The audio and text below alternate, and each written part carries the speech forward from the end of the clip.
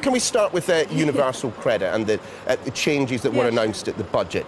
An additional £1.5 billion to assist in moving on to universal credit, reducing the wait from 6 to 5 weeks, easier access to loans.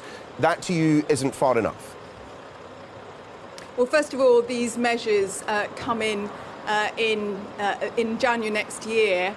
Some of them in January, some of them actually in April. So it's going to mean 59,000 people over Christmas who will not have adequate support. So we're very concerned about that. And then you mentioned the £1.5 billion. That's actually £1 for every £10 that has been cut from the scheme. So that we do welcome the government finally recognising that universal credit is not fit for purpose. But as you say, it does not go far enough. But to be absolutely clear, I mean, you don't have a problem with the principle of universal credit? No, we don't. We've always said this since it was introduced in 2010. The objectives around always making work pay, around making sure that we have a simplified social security system, and fundamentally about reducing child poverty. When it was introduced in 2010, the government said that they were going to reduce child poverty by 350,000. That then was reduced to 150,000 3 years later. Now we know from organisations such as the Child Poverty Action Group, it's actually going to push a million more children into poverty by 2022. Elsewhere on your brief, the retirement age, something I have to admit I've become increasingly aware of over the past couple of years. Now, you abhor the rise in the state pension age from 67 to 68 in 2037. Why is that?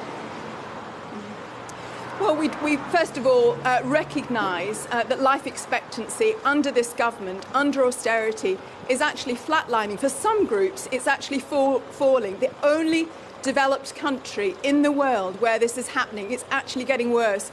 The government tried to say that we're going to increase the state pension age to recognise an increase in life expectancy, which is not now there. So it's completely inappropriate. So we have said that we need to make sure that we have a review around the state pension age, which our Pensions Commission is undertaking now, with the view of looking at a more flexible state pension retirement age, as happens in other parts of the world. Indeed, that sounds awfully like something your colleague Alex Cunningham was talking about this week, the idea that the state pension age shouldn't be fixed, but instead should be linked to your life expectancy, your job, your health. I mean, is that something that you could consider? Absolutely. I mean, Alex is part of my team.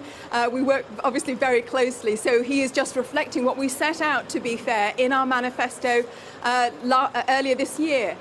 So we were very clear that it was unacceptable that we should be even considering increasing the state pension age before we had undertaken this review. It was completely inappropriate for the government. First of all, they broke their own Pensions Act by not actually reporting what they were meant to do during the middle of the general election, ultimately doing it to say that they were going to increase it when the evidence was saying, as I say, that life expectancy is getting worse.